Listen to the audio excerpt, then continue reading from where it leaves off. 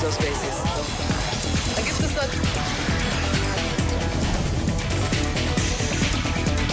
Zoom a la noticia con Andrea Bernal. Hola, ¿qué tal? Bienvenidos. Yo soy Andrea Bernal. Esto es Zoom a la noticia. Nuestro lente se ha enfocado hoy en Colombia, cuando estos son los hechos. Y continúa la polémica entre el New York Times y el gobierno del presidente Iván Duque, esta vez por un artículo de opinión. El diario publicó un editorial en el que sugiere que los acuerdos de paz se están desintegrando por el manejo que viene dando el mandatario en la implementación de lo pactado en La Habana. El artículo se llama "La paz colombiana es demasiado valiosa como para abandonarla". Aquí hay cero tolerancia con cualquier violación de derechos humanos, con cualquier violación del VIH, con cualquier crimen por parte de los miembros de la fuerza pública.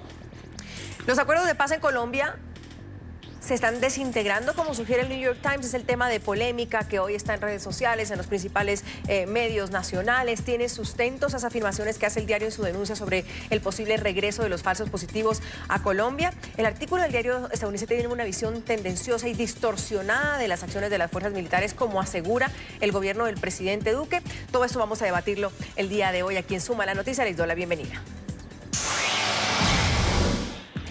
A la controversia por el artículo del New York Times en el que denunció que los soldados de las Fuerzas Armadas colombianas están recibiendo una fuerte presión de altos mandos para aumentar las operaciones militares y que estas órdenes podrían en riesgo la vida de civiles inocentes, pues se suma una nueva polémica. En su edición de hoy, el New York Times publicó un editorial en el que sostiene que la paz se estaría desintegrando.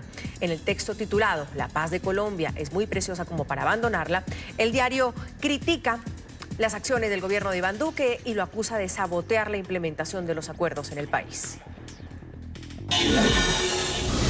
Ahora, casi 3 años después, el país es liderado por políticos que se opusieron al acuerdo y la paz pareciera estar en crisis, lo cual sería un desastre para el país, para la región y para la causa de la democracia. El presidente actual, Iván Duque, y sus aliados en la derecha han saboteado parte del progreso pacífico del pacto que establecía que el gobierno debía trabajar con los rebeldes para promover la sustitución de cultivos de coca.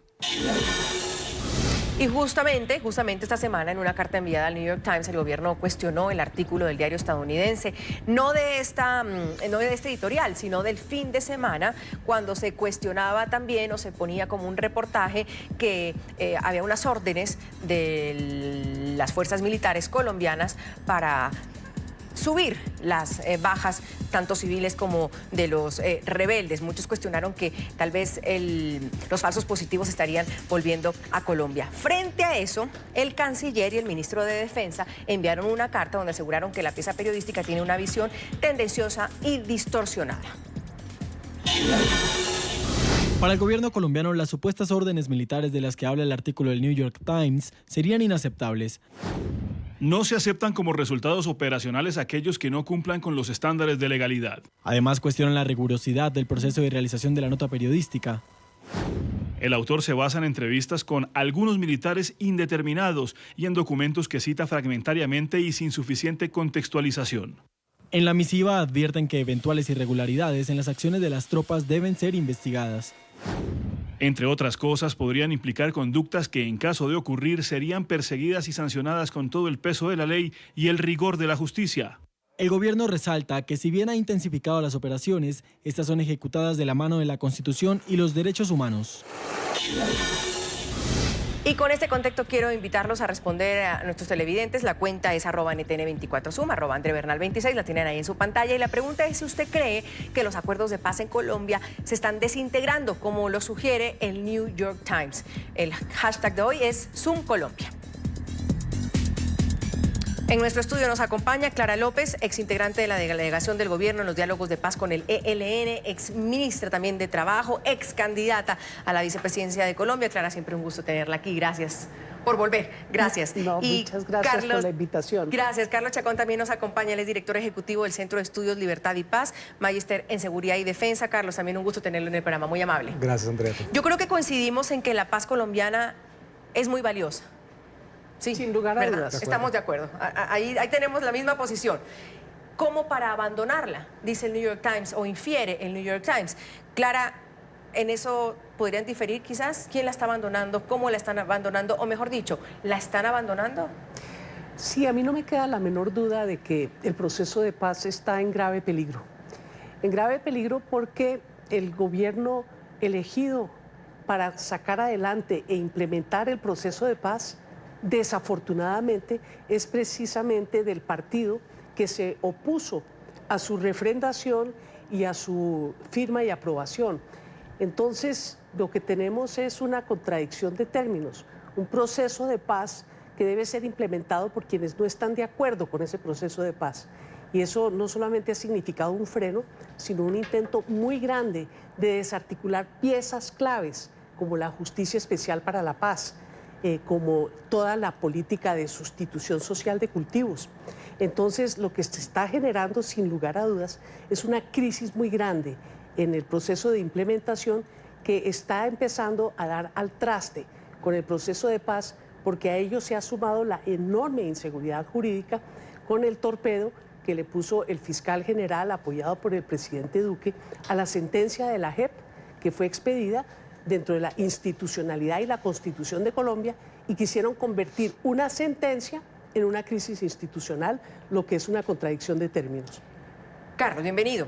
Dijimos que la paz es valiosa y en eso estamos todos de acuerdo. ¿Cómo para abandonarla? ¿La están abandonando? ¿Usted siente que la paz está abandonada en Colombia? Claro que es importante hacer precisión de términos, ¿no? Una cosa es el acuerdo con las FARC y otra cosa es la paz que Colombia necesita. Son dos cosas totalmente distintas. El acuerdo fue un acuerdo entre un gobierno, un acuerdo además que no se legitimó en las urnas y que el grupo que se conformó después de ese acuerdo no sacó más de 50.000 votos a la lista del Senado, es decir, una carencia total de legitimidad. Pero déjame hacer una precisión antes de que entremos a profundidad en este debate que es tan importante, y es que sumado a esta editorial, a la editorial que también informaban al principio de esta misma semana, está una carta de unos senadores a Mike Pompeo que le enviaron respecto a este mismo tema, pero resulta que esto no está aislado de acciones que están coordinadas y que están pensadas precisamente para crear una narrativa en torno a lo que estamos escuchando. Y es que hay un sitio que se llama laug.org, que se llama Latin America Working Group, y tiene un Call for Peace and Human Rights in Colombia, y tiene una cosa que se llama llamado de alerta, la paz de Colombia en riesgo. Está encabezado por una serie de organizaciones no gubernamentales, algunas de ellas cuestionadas, como es el caso de Oxfam, pero y de organizaciones que están muy vinculadas en los temas, en estos debates sobre los temas de paz en Colombia, que llaman mucho la atención, por ejemplo, organizaciones como Rosa Blanca no estén ahí, ¿no? Y otras organizaciones de víctimas de las FARC. Son organizaciones que se hacen llamar como defensoras de derechos humanos, etcétera, lo cual es muy importante porque Colombia necesita que defendamos los derechos humanos de todos los colombianos, no solamente de unos sectores. Entonces, cuando uno lee el artículo, lee este llamado a la acción, que son 11 páginas, y lee la carta del Congreso de Estados Unidos, pues se encuentra una narrativa ya establecida y una narrativa que no soporta el más mínimo contraste con la realidad y los hechos. Cada párrafo del editorial del New York Times falta la verdad. O es parte de verdades a medias, o es una narrativa que lo que busca es legitimar un discurso que no es verdadera, digamos, que no se acerca a la verdad de lo que pasa en Colombia.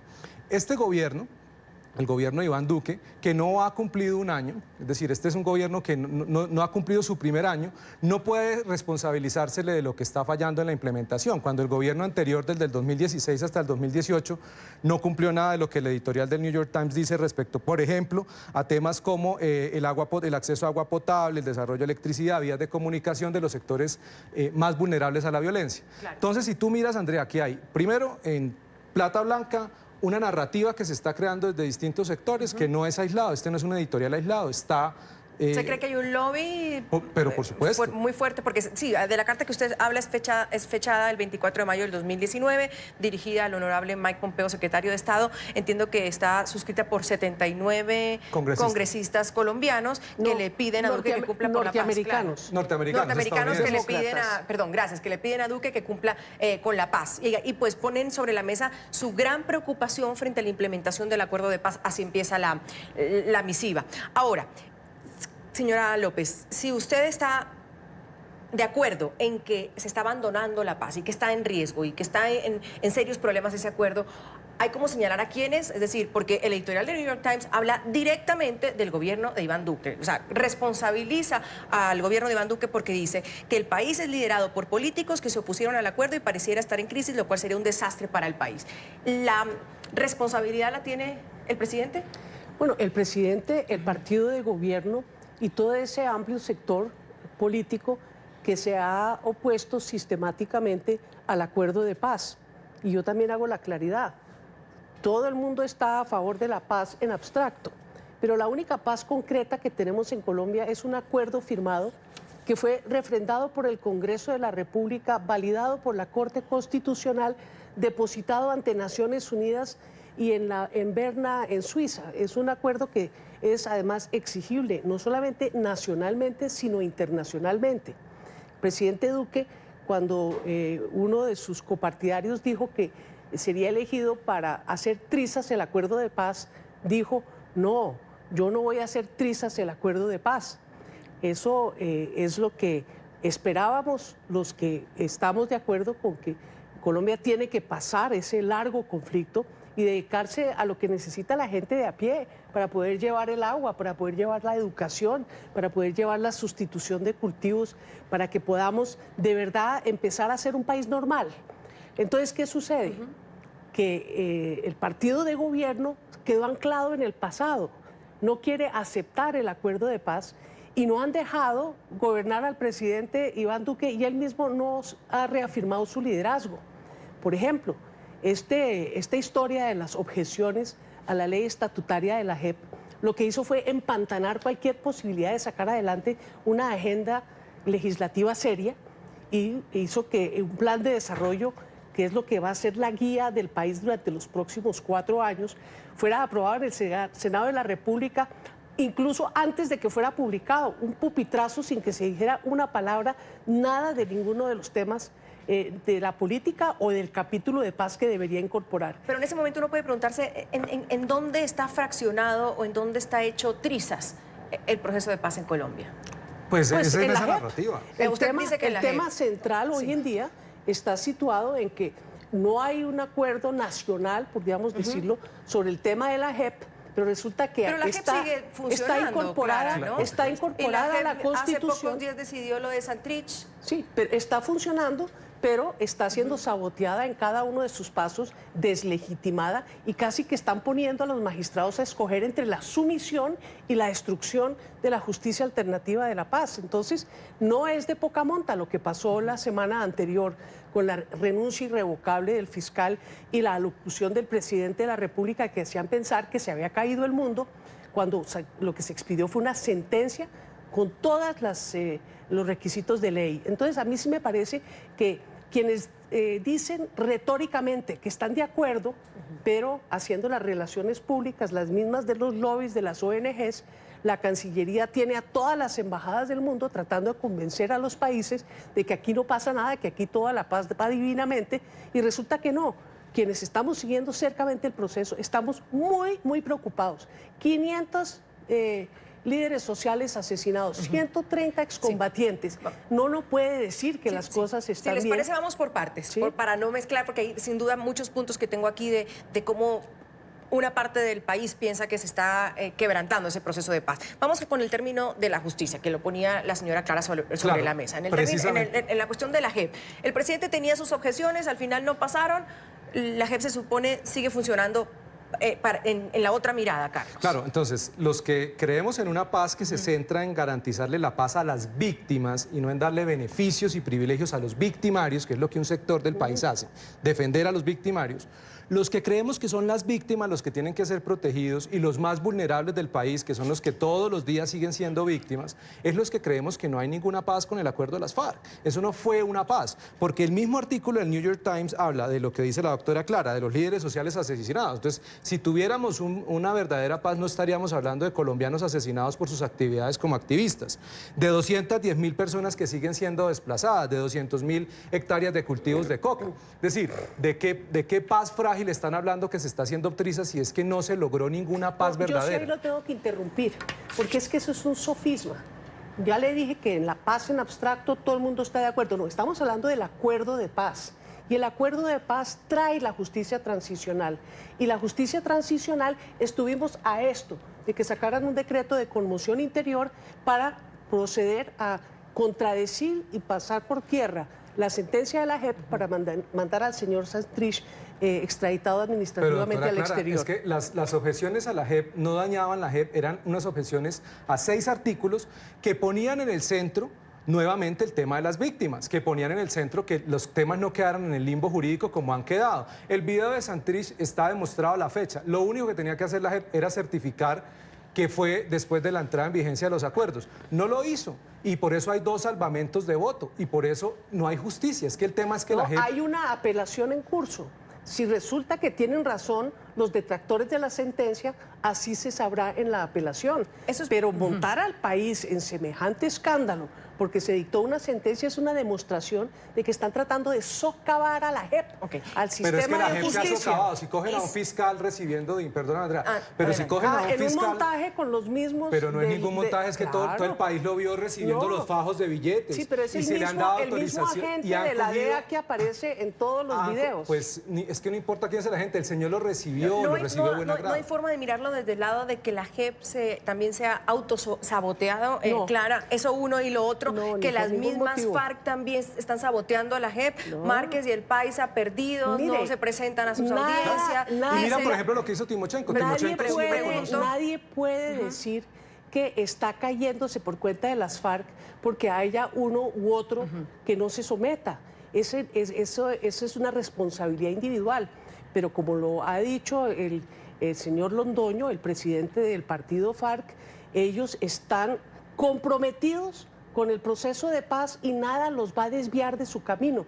Entonces el cuento de que está saboteando la paz. Pero pareciera que unos sí y otros no, porque uno dice que fue un error entregar las armas. Son 10.000 o 13.000 y me están hablando de 2 o 3 y son 31 los que son los grandes jefes que están involucrados en los macroprocesos. Entonces aquí quieren es coger una excepción y convertirla en la regla y no tratarla como lo que es, una excepción. Las FARC están cumpliendo. El que está incumpliendo es el gobierno, porque no ha, por ejemplo, en el plan de desarrollo que no se pudo discutir, ni siquiera cumplió con la norma de sacar un capítulo aparte para el proceso de paz y su implementación. ¿Las FARC están cumpliendo y el gobierno incumpliendo, Carlos? Esa frase me parece interesante entrar a debatirla. Porque hablamos del tema de la entrega de bienes. Después de la entrada en vigencia se demostró que no habían entregado todos los bienes. Y se sabe que hay un montón de bienes que no han sido entregados en el marco del proceso. Es que no hay que olvidarnos que el gobierno anterior sacó al de la UIAF cuando reveló información de cuál era la fortuna de las FARC.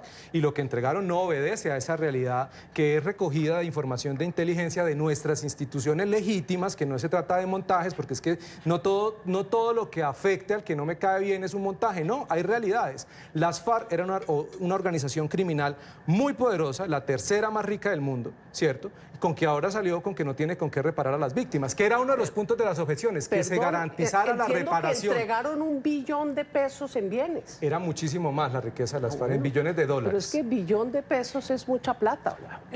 Carlos, cierra la idea. No, era mucho más, es que es eso, es decir, pero ¿por qué no aceptamos? Es que lo más importante para uno llegar a consensos nacionales, que es lo que el país necesita para avanzar en la paz, es a sincerarnos, es decir, la verdad. Yo no estoy defendiendo al gobierno de Iván Duque porque yo ni pertenezco al gobierno, ni al Centro Democrático, ni milito en ese gobierno, ni comparto cientos de cosas con ese gobierno.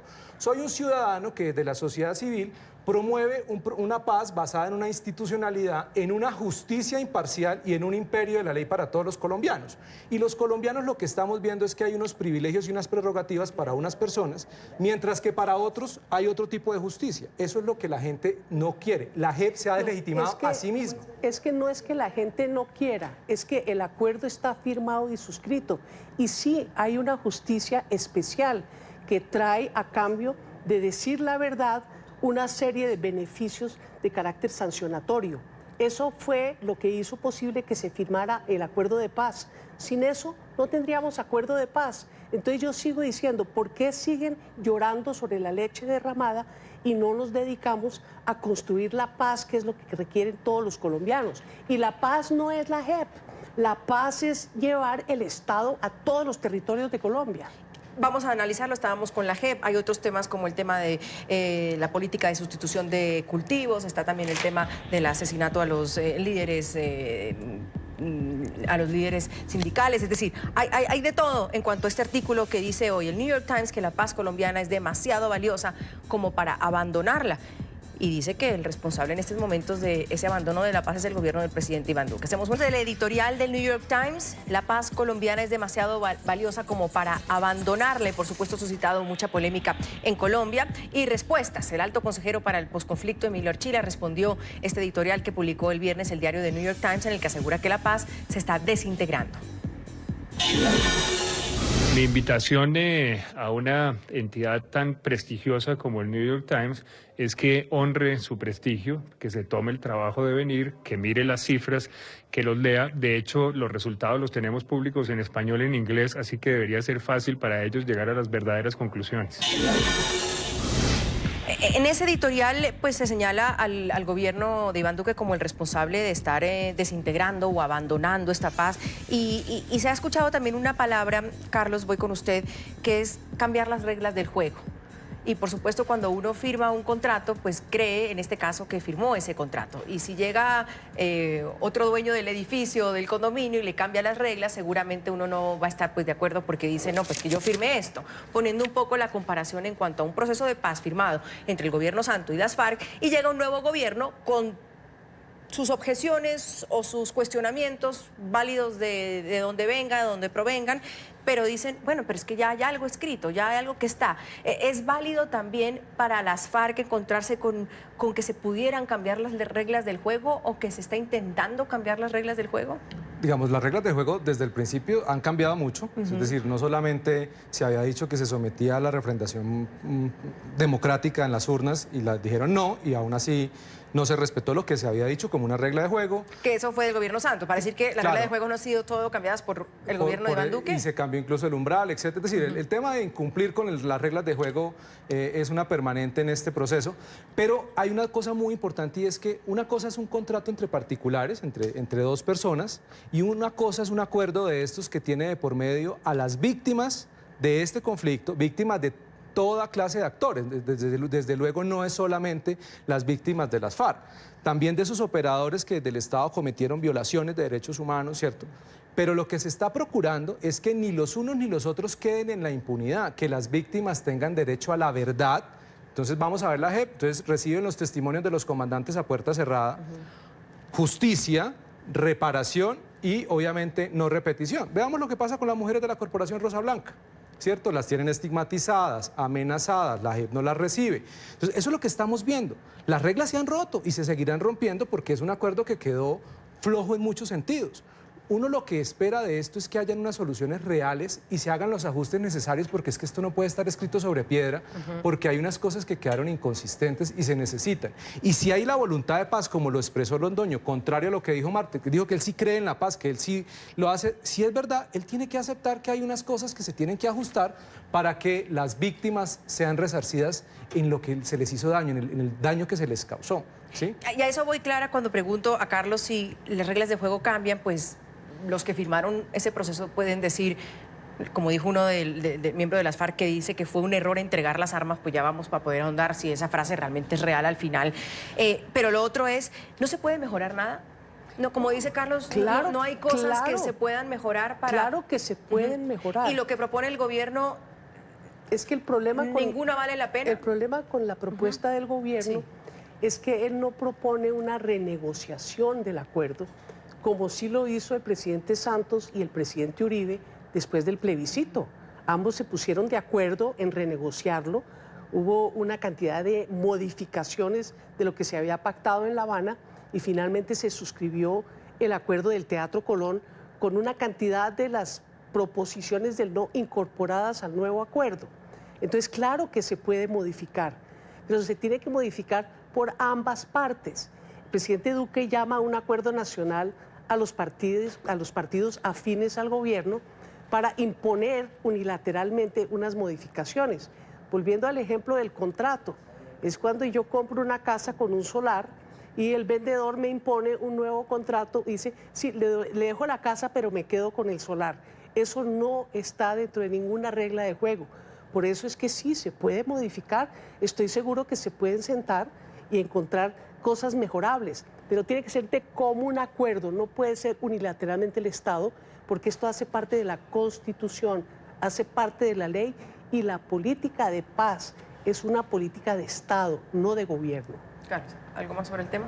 No, es que, insisto, es decir, las cosas hay que revisarlas para que en realidad podamos hablar. Es que aquí parece que los que hubiéramos sido vencidos, hubiéramos sido los colombianos que tuvimos que soportar la violencia política, no solamente de las FARC, sino que históricamente, y cuando no estábamos al aire lo dijeron, aquí a todos los amnistiaban, porque aquí hemos tenido que soportar que la violencia política sea un medio para llegar a escenarios de poder, para imponer sus ideas, es decir, lo hacen por las armas, nos someten y luego nos los tenemos que aguantar en espacios políticos con privilegios, con prebendas, con espacios que no tienen. Si un colombiano quiere hoy fundar un partido, tiene que pagar una póliza de 300 millones de pesos y pasar el umbral al Senado.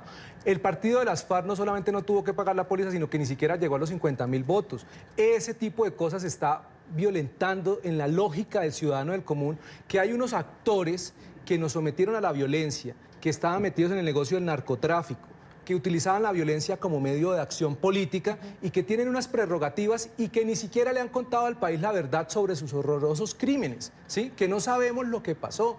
Las víctimas de Bojayá siguen, los victimarios de Bojayá siguen impunes y de muchos otros delitos, de los secuestros, por ejemplo, ¿sí? De las pescas milagrosas. Es que el país, aquí lo que han tratado de hacer es una narrativa como que aquí lo que pasó fue algo muy lejano, que no, y sigue pasando, está pasando en las zonas más alejadas del país donde el cultivo de coca sigue siendo controlado por las ahora disidencias de las FARC, por el ELN, otra guerrilla, por el EPL y por organizaciones criminales que, valga la aclaración, no son paramilitares como lo llama el New York Times ni como lo llama la Carta de los Senadores, son organizaciones criminales. Colombia enfrenta un problema de redes criminales, de estructuras criminales. Aquí no hay paramilitares. Paramilitares hay en Venezuela, que son los colectivos formados por el gobierno. En Colombia el paramilitarismo se acabó hace mucho tiempo porque ellos no funcionan en función del Estado, no funcionan con los paramilitares, es decir, no reciben una orden de un general para que actúen en contra de alguien. Acá hay organizaciones criminales que, claro, que quedaron conformadas después del proceso de movilización con los paras, que crearon y surgieron, como están las disidencias de las FARC. De eso no habla el editorial del New York Times. Tú encuentras que hablan de los paramilitares y otros grupos criminales. No llaman al ELN, que está en el Catatumbo, al EPL, que está en el Catatumbo, que el ELN está en el Putumayo, que las disidencias de la FARC volvieron a retomar el control de muchas regiones y de muchas partes del negocio. Es que aquí estamos tomados por organizaciones criminales que se esconden en discursos ideológicos. En la ausencia del Estado en los territorios.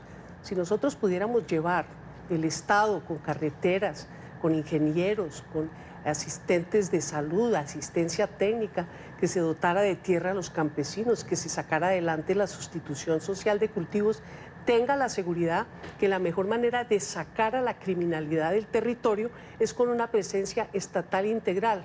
Pero a mí sí me preocupa, doctor Chacón, algo que usted dice. Se preocupa mucho que si uno quiere fundar un partido tiene que levantar firmas, pagar una póliza y cumplir unos requisitos de ley, como es el umbral al Senado de la República. Y le parece que es un privilegio tremendo que las FARC hayan podido llegar al Congreso. Es que resulta que lo que se hizo fue cambiar las balas por esa presencia política, por la voz, por la deliberación pública.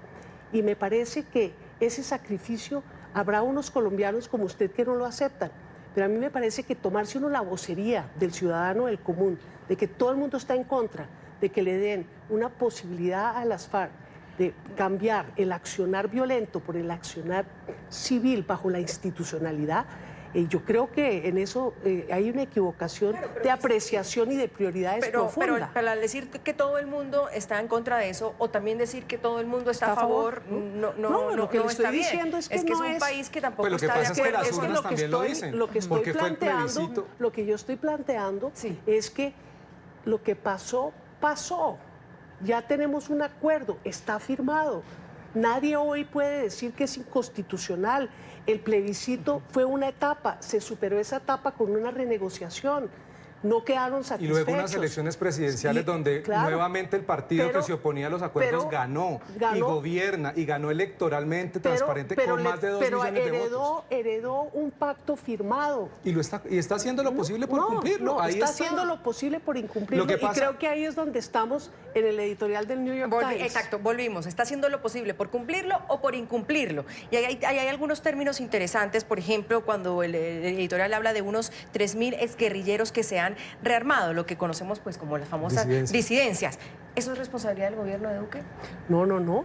Eso es un porcentaje muy inferior al que ha sucedido en el grueso de todos los procesos de paz en el mundo. Todo el mundo sabía que no todo el mundo iba a estar de acuerdo, igualito allá que acá. Entonces son unas disidencias que no comprometen la responsabilidad, como lo ha dicho el señor Londoño, presidente del nuevo partido de los excombatientes de las FARC, que ellos siguen en el proceso de paz y no están de acuerdo con esas disidencias o con aquellos guerrilleros que incumplan los compromisos que han suscrito con el Estado. Lo que pasa es que el New York Times pone como una alerta al decir que hay estos 3.000 guerrilleros que se han rearmado. Y es una alerta. Y el ejército ha Son una incrementado alerta. sus ataques contra ellos. ¿No es la labor del ejército hacer... Claro, ahí el todos, editorial mezcla de contra todo, ¿no? todos? Porque además habla de que ha causado preocupación entre algunos oficiales.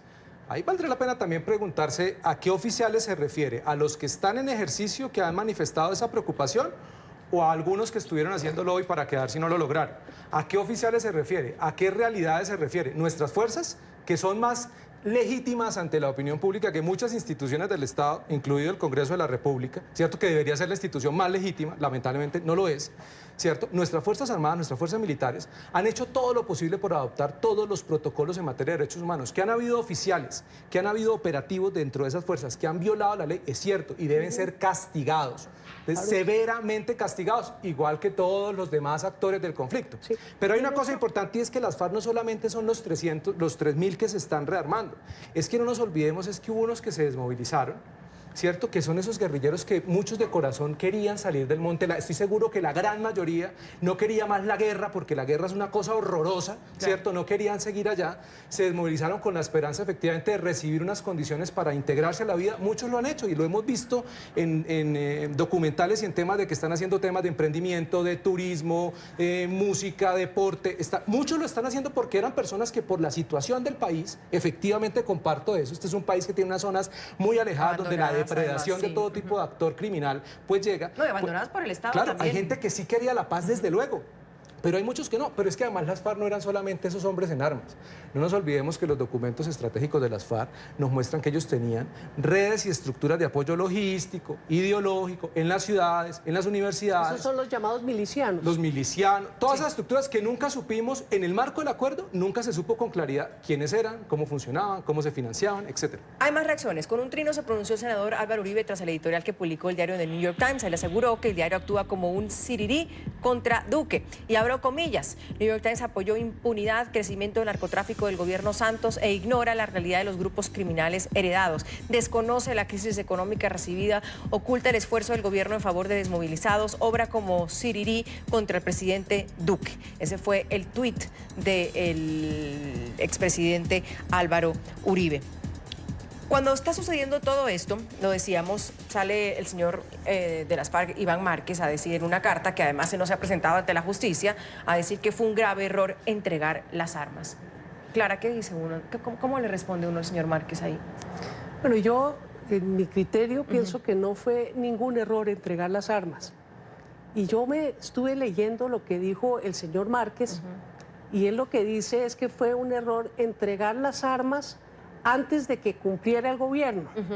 Claro que si no entregan las armas antes de que cumpliera el gobierno, tampoco habría acuerdo de paz. O sea que el señor Márquez está en la misma situación con la entrega de armas que está el uribismo con la JEP. Sin eso no hubiera habido acuerdo de paz. Entonces yo creo que uno aquí no puede tapar el sol con las manos, ni tratar de buscar que un centro matemático, que usted ceda aquí, yo cedo hasta aquí, no. Hay posiciones que yo pienso que son verdaderamente irreconciliables. Por eso es que hay que respetar lo que está firmado, acordado y aceptado por el Estado colombiano en todos sus estamentos, el gobierno, el Congreso y la Corte Constitucional. Y frente al editorial del New York Times, mire, no hay que tapar el sol con las manos. Yo fui quien denunció los falsos positivos en el año 2008 siendo secretaria de Gobierno de Bogotá.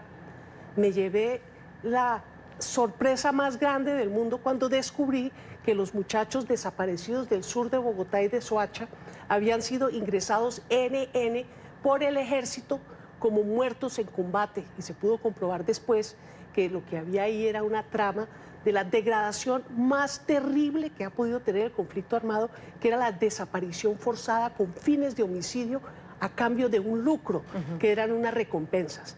Entonces, en ese contexto, que la Fiscalía ha determinado que son más de 5.000 casos, y si quiere hablar de impunidad, dígame cuántos de esos 5.000 casos han sido castigados al nivel que corresponde.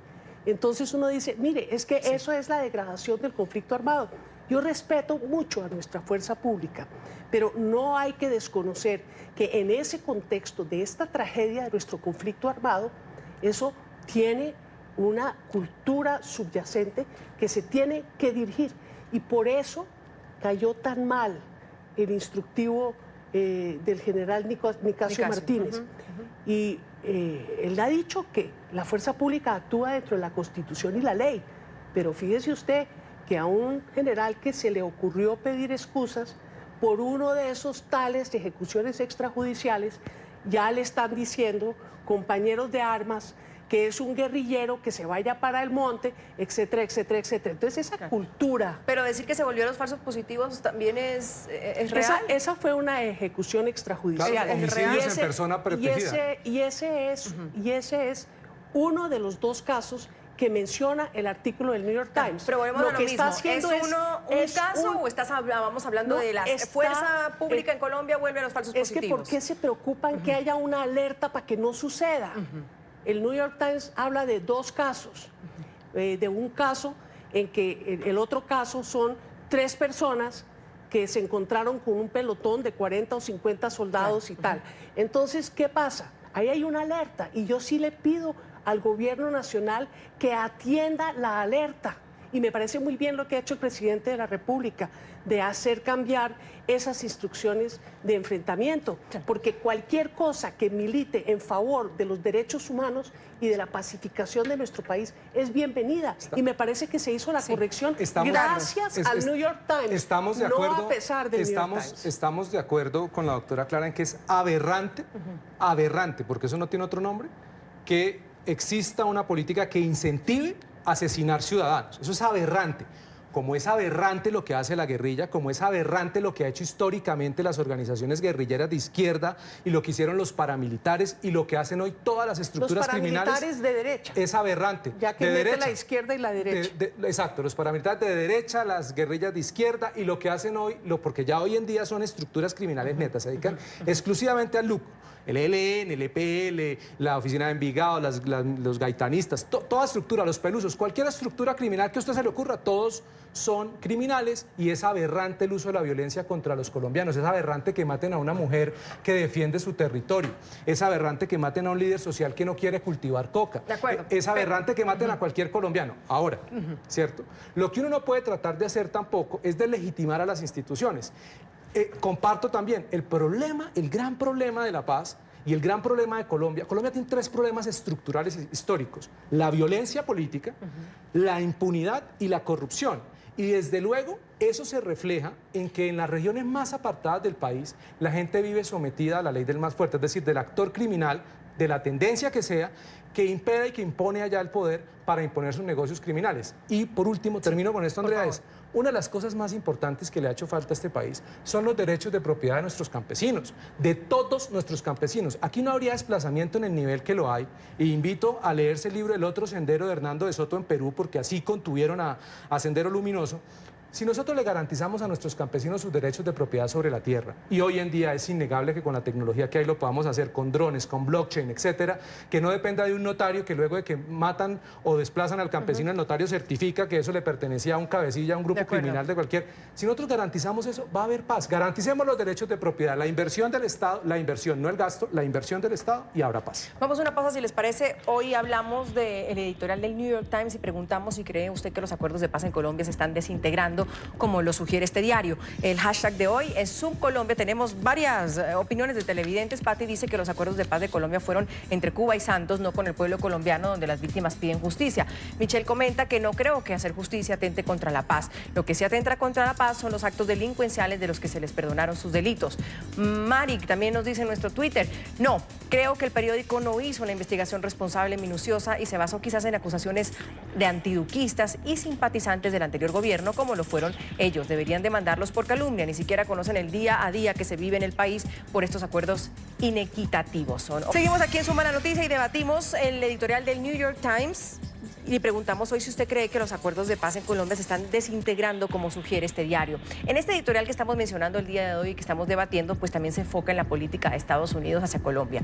Sugiere que este es el momento para que la Unión Americana se comprometa a ayudar en la consolidación de los acuerdos. Sin embargo, dice que según especialistas, Donald Trump no estaría interesado en ello.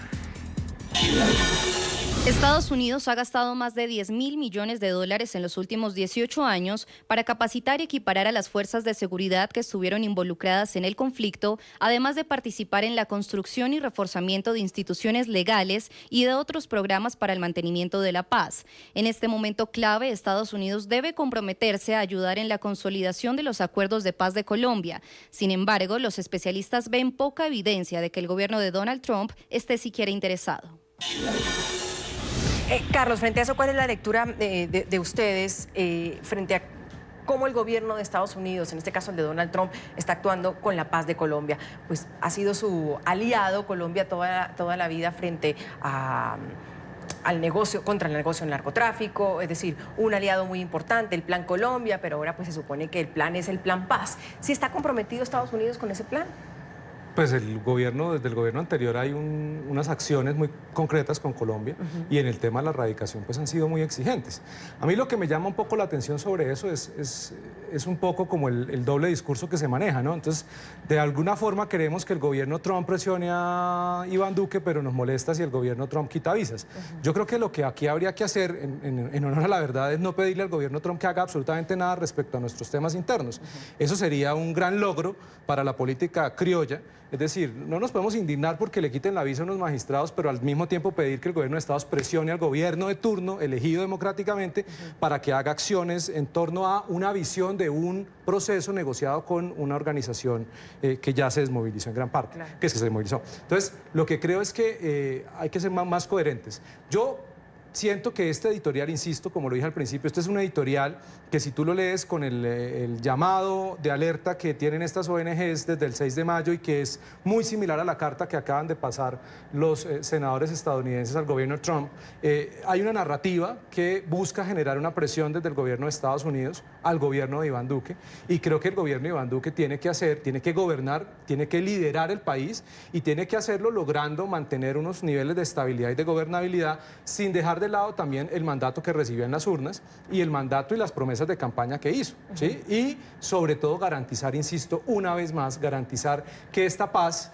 llamada paz, que le dicen a los acuerdos que se hicieron con las FARC, que efectivamente nosotros superemos los niveles de violencia, ¿cierto? En un país donde el año pasado incrementaron las cifras de homicidios, a pesar de que dicen que estamos en paz, de desplazados, de líderes asesinados, Claro, etc. pero el cuestionamiento puede ir por el lado, Clara, que así como hubo un involucramiento de Estados Unidos durante pues, esta guerra librada contra las FARC, contra la guerra contra el narcotráfico, Colombia siendo uno de los mejores aliados en la región, pues el New York Times pregunta si Donald Trump está en esa misma línea de ser un buen aliado de Colombia para lograr la paz.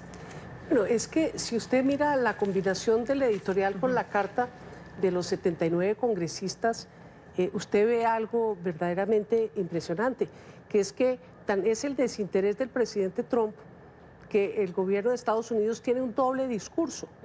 Uno es el discurso de su embajador en Colombia, que se rasga las vestiduras y amenazan todos los días al presidente Duque con la desertificación para las drogas, para perder la ayuda norteamericana que tanto se necesita, y otro lo que dice el representante del presidente Trump en Naciones Unidas ante el Consejo de Seguridad, que hay un total y absoluto respaldo. Entonces, el tema sí es de fondo. A mí me parece que el llamado es a los Estados Unidos, que apoyó tanto el proceso de paz, que siga con el apoyo que nos ha brindado a través de USAID, a través de la recomendación que le da el mismo editorial al presidente Trump. Mire, lo mejor es llevar el mercado, lo mejor es llevar la inversión a esas zonas rurales, porque usted no puede aquí armar otro pleito con el pleito de Venezuela. Eso va en contra del interés geopolítico de toda la región, y me parece que lo que está a la orden del día es que todos nos pongamos en función de construir paz, y el gobierno estaría en una muy inteligente posición de abandonar su resistencia a los acuerdos y dedicarse a construirlos y a sacarlos adelante. Es fatalista, y termino con eso que me quedan 3 minutos, es fatalista porque incluso él cierra el editorial diciendo, si nos retiramos ahora, especialmente con Venezuela haciendo implosión, sería como dispararnos en la cabeza, que lo dice Bernard Armstrong, el enviado estadounidense que participó en el proceso de paz. ¿Es fatalista esa frase? Seguramente, pero además es curioso porque es una gran falacia lo que dice respecto al tema de la inversión, que efectivamente está muy bien señalado, pero dice, incluyendo el sistema de justicia transicional, lo cual además incentivará las inversiones internacionales. No, lo que va a incentivar la inversión, y eso no solamente en Colombia, en cualquier parte del mundo, es seguridad física, seguridad jurídica, justicia imparcial, ¿cierto? Cero impunidad, bajos impuestos, eliminar regulaciones que permitan los emprendimientos en esas regiones del país, que la gente pueda emprender, que haya legalidad costo cero, que se favorezca el libre mercado. Eso es lo que atrae la inversión, no la justicia transicional. La justicia transicional lo que garantiza es que se cumpla con algo que acordó el gobierno Santos. No, pero lo que pasa es que si acaban con la justicia transicional, se acaba la esperanza de la seguridad en los campos Clara, de Colombia. nadie ha dicho que se va a acabar la justicia transicional. Lo que se está pidiendo es que exista un mecanismo que efectivamente garantice justicia y la paz, pero cambiar y modificar la justicia transicional. ¿Es acabarla? Finalizo con esto. No es acabarla, Okay. es emascularla, es hacer que no sirva la función para la cual fue diseñada y por lo tanto se disuelve el proceso de paz. Pero no vamos a lo que decía, hay cosas que se pueden mejorar dentro de esa justicia. Negociadas con las FARC, no unilateralmente impuestas por el gobierno. Termino con eso también, doctora Clara. ¿Es fatalista decir que nos estaríamos disparando en la cabeza si nos retiramos ahora de un proceso, de una paz? Sí, y yo pienso que es en la cabeza, no en el pie, como dice el señor Aronson. Vamos a una pausa si les parece. ¿Cree usted que los acuerdos de paz en Colombia se están desintegrando como lo sugiere el New York Times? Lo pueden hacer bajo el hashtag ZoomColombia. Tenemos más opiniones aquí en nuestro Twitter. Dice Carlos que acá sí hubo acuerdos de paz. Lo que vemos en la realidad no es paz. Todos los días hay atentados a oleoductos, atentados a las fuerzas militares y la entidad de justicia que en año y medio pues no ha producido un fallo que digan eso. Lo malo, los mal llamados acuerdos sin justicia no tienen futuro. También Eduardo dice que nacieron desintegrados, nunca han aportado a la paz. Su objetivo ha sido lavar los peores delitos, dinero y abrirle espacio a la fracasada izquierda regional. Si alguien está faltando a lo que mal se acordó es la guerrilla. Muestra de ello es la división entre sus cabecillas. Vamos finalizando el programa. Yo quiero agradecerle a Clara López, exintegrante de la Delegación del Gobierno de los Diálogos de Paz con el ELN, por habernos acompañado. Carlos Chacón, director ejecutivo del Centro de Estudios Libertad y Paz, que también nos acompañó aquí en el estudio. Mil gracias por su tiempo, muy amable siempre a los dos. Yo soy Andrea Bernal, feliz fin de semana. Nos vemos el lunes con otros temas de debate.